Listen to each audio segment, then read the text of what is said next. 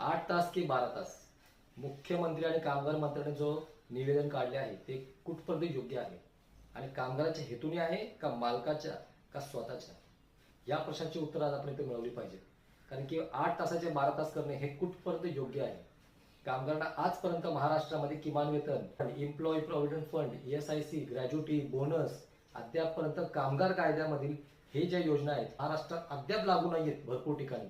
आणि महाराष्ट्र सरकार 8 तासापासून 12 तास करत आहे. म्हणजे कामगारांची लूट आहे का कामगारांना हॅरसमेंट करायचं आहे का कामगारांना गुलाम करायचंय आणि गुलामीतून त्याचा जीव काढायचा आहे. कामगारांना रोजगार द्यायचं म्हणतायत. 8 तासाची ड्युटी जर 12 तासावर लावली तर किती लोकांना रोजगार मिळणार? 12 तास जर ड्युटी केली तर 3 ज्या ड्युट्या लागणार होत्या त्यांना तिथे 2च ड्युट्यांची गरज आहे. म्हणजे रोजगार वाढला का घटला? अरे हे कुठल्या प्रकारचे शिकलेले मंत्री बसवले तिथे? अरे ह्या मंत्र्यांप्रमाणेची लायकी पण नाही तिथं मंत्री म्हणून बसवण्याची. माझा एवढंच सगळ्यांना म्हणणं आहे की हा जो निर्णय सरकारने लावलेला आहे त्या निर्णयाला आपण हाणून पाडला पाहिजे. कारण की 8 तासाचे 12 तास करताना हे 4 तासाची ओटी मिळणार आहे का? अद्याप महाराष्ट्रामध्ये सिंगल ओटी मिळणं मुश्किल आहे. हे डबल ओटी तुम्हाला 4 तासाची मिळणार आहे का? आणि हे जर मिळणार असेल तर लेखी असं पत्र काढावं. माझी सगळ्यांना एकच नम्र विनंती आहे की आपल्या संघटनेचे लेटर तुम्ही ऑनलाईन बघत असाल, हे लेटर आपल्याला प्रत्येक जिल्ह्यातून, तालुक्यातून, शहरातून, नगरातून लेबर कमिशनरपर्यंत पोहोचलं पाहिजे, कलेक्टरपर्यंत पोहोचले पाहिजे. ही प्रत्येकाची जबाबदारी आहे, प्रत्येक कामगारची जबाबदारी आहे. उद्या परत हे 12 तास झाल्यानंतर रडत बसू नका. आताच वेळ आहे. उद्या कामगारांनी किंवा या कामगार मंत्र्यांनी 12 तास केले तर तुमचं आयुष्य संपून जाईल आणि गुलामीच्या दिशेने तुम्ही जाणारच आहात. म्हणून माझी सगळ्यांना कळकळीची विनंती आहे. आपल्या संघटनेचं लेटर मी सध्या डिस्क्रिप्शन मध्ये दिलेले आहे, त्याची लिंक तुम्ही तिथून डाउनलोड करू शकता.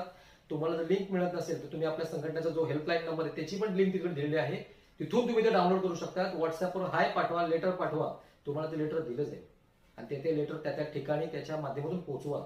जे तुम्हाला जाणं शक्य आहे तर जा, नसेल जाणं शक्य ते ईमेल, जे एज्युकेटेड लोक आहेत त्यांनी मुख्यमंत्र्यांची ईमेल आयडी, उपमुख्यमंत्र्यांची ईमेल आयडी, लेबर कमिशनची ईमेल आयडी खाली डिस्क्रिप्शन मध्ये दिलेली आहे, त्यांना बाय ईमेल करा ते पोस्ट तुमच्या नावाने.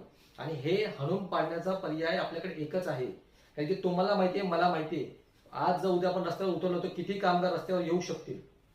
तर ही गरज आहे. जर तुम्हाला शक्य नाही तर आपल्याला डिजिटली तरी जावं लागेल आणि आपण याचा जर विरोध केला नाही, याचा निषेध केला नाही तर उद्या आपल्यावर हे ठोकवलं जाईल आणि कामगारांना त्याच्यानंतर तुमच्याकडे पर्याय नाही. हा व्हिडिओ जास्तीत जास्त लोकांपर्यंत पोहोचवा, कामगारांना कळलं पाहिजे आणि प्रत्येक कामगारांनी हे लेटर पोहोचवलं की नाही ह्याची माहिती घ्या. हे लेटर पोहोचवणं हे फक्त तुझी आणि माझी गरज नाहीये, ही प्रत्येक कामगाराची गरज आहे. आणि उद्या हे लेटर जर नाही पोहोचलं तर ही आपण गुलामीच्या दिशेने जाणार आहोत आणि गुलामच होणार आहोत.